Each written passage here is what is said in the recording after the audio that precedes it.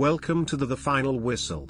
A roundup of football's best moments over the course of the last week, Monday, and we start with the Euros hangover as we examine the aftermath of England's 2-1 victory over Germany.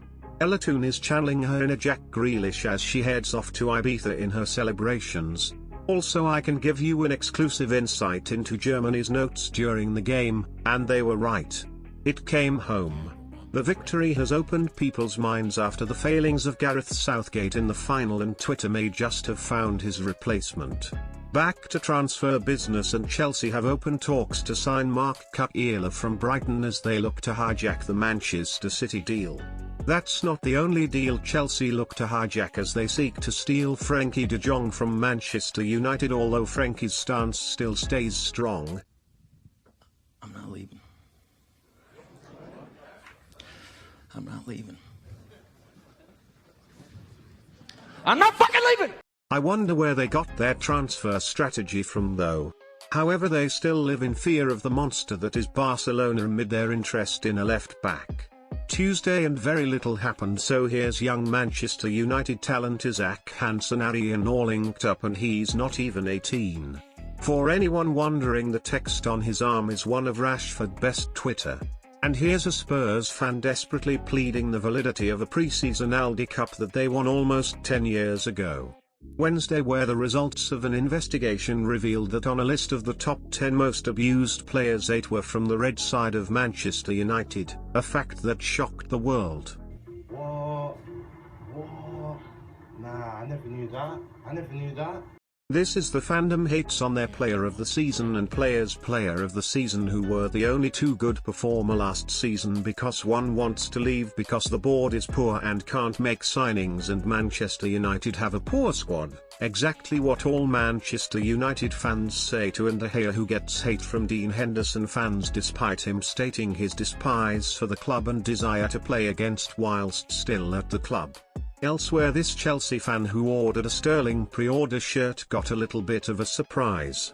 And finally, a war has emerged after Fabrizio Romano put the "here we go" out for Marc Cucurella to Chelsea, and Brighton hit back. Here's Romano's reaction to the tweet. You are a liar, actress, go the fuck out. Halfway through the weekend onto Thursday, and we start with Arturo Vidal moving a little bit mad here. Bundesliga, booty, bum. We also have Nottingham Forest sacrificing defensive integrity for a few good minutes. And Cristiano Ronaldo is in a bit of a mood. Also on Thursday was the release of the All or Nothing documentary series on Arsenal. It was good to see it was listed in the correct genre though. Examples of moments of comedy were present throughout, for instance Arsenal's impressive preparations for their game against Liverpool that went just to plan. Not to mention the excellent use of the tactic board by Mikel Arteta that really portrays him as one of the top coaches in the world. Friday, and the day has come, the Premier League is back.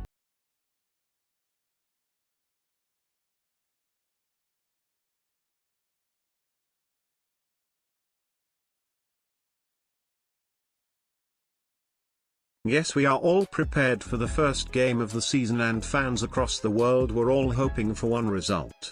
Well, almost all. However, we were left disappointed as Arsenal beat Crystal Palace by 2-0. The game featured a brave stance from Martin Odegaard as he refused to shoot. Will not. But shooted. Here's a reconstruction of his chances against Palace.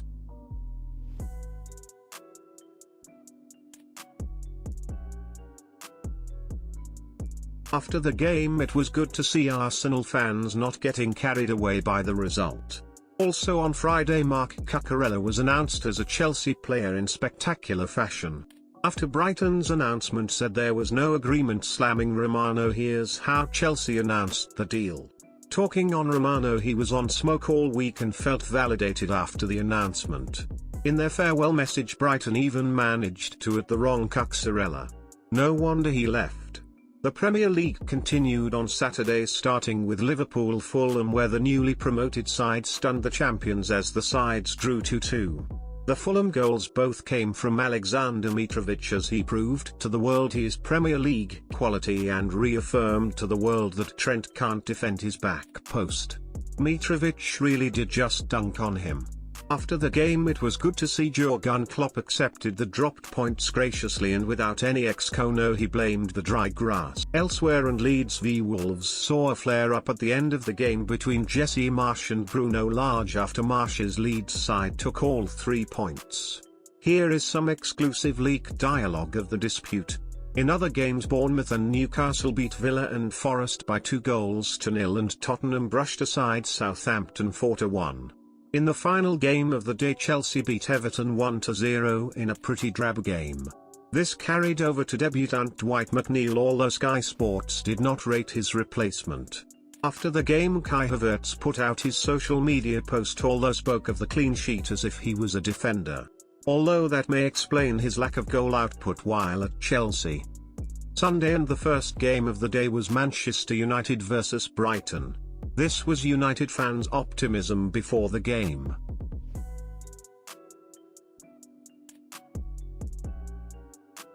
And this was after.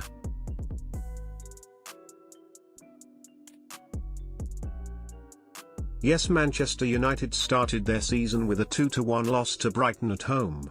For anyone wondering how this could happen, simply answer McFred, who masterclass another loss for United in the centre of the pitch. After the game, the Brighton Twitter admin was having a field day after the disaster of Friday. And are we really surprised at where United are right now? The club literally sacked the man who was calling for change and upheaval at the club. Even new signing Lisandro Martinez couldn't rise to the occasion and was shown up next to Maguire as United fans strap in for a long, hard season ahead. Elsewhere, Brentford recovered a 2-goal deficit to draw with Leicester, and Manchester City brushed aside West Ham thanks to a brace by Prem debutant Erling Haaland. His press conference after the game was just as entertaining though. And that wraps up the final whistle. What was the best moment of this week? Comment down below. And while you're down there, leave a like, subscribe, and goodbye.